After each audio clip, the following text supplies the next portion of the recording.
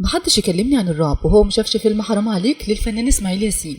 والكلام ده لجيل التمانينات يا جماعة، جيل الطيبين. الألفينات يمتنعون. الفيلم ده بقى اسم على مسمى فعلا. وفي الحقيقة وأنا صغيرة ما كنتش بضحك على الفيلم ده أبدا، ما كنتش عارفة أصلا أخاف من إيه ولا إيه، من الراجل المومياء ولا من الأخ التاني ده اللي بيتحول ذئب، ولا من الحاج ستيفان روسي نفسه اللي طول الفيلم ماشي يسحر في الناس ويعمل لهم تنوير مغناطيسي بنظرات عيونه المرعبة دي. وكان صعبان عليا قوي اسماعيل ياسين والأسري من كتر اللي شافوه، وكنت بدعي انهم يعرفوا يهربوا او على الاقل يغمى عليهم علشان يترحموا من الرعب ده. وكنت بخاف بقى من الراجل المومياء جدا، اولا لانه كان بيظهر فجأة وكان بيطلع بموسيقى كده مرعبة اكتر منه. كنت اول ما بسمع الموسيقى دي بفضل اقول يا رب اسماعيل ياسين والأسري يهربوا يهربوا بقى العفريت جاي.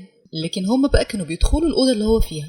المهم بقى ان بعد كده عرفت ان الفنان محمد صبيح هو اللي عمل شخصية المومياء. وكان نفسي اقول له يا فنان انت لو كنت طلعت بنفسك كنا هنترعب برضه، احنا كنا بنخاف منك اكتر من المومياء. عموما الفيلم ده كان مرعب بالنسبة لي جدا وانا طفلة، بس لما كبرت الحمد لله بقيت بخاف منه اكتر. لو كنت بتترعب من الفيلم زيي وانت صغير اكتب لي كومنت عشان ما احسش اني لوحدي. اما بقى لو بعد ما سمعت الفيديو ده بقى عندك فضول تروح تشوف الفيلم او تعرف قصته برضه اكتب لي كومنت.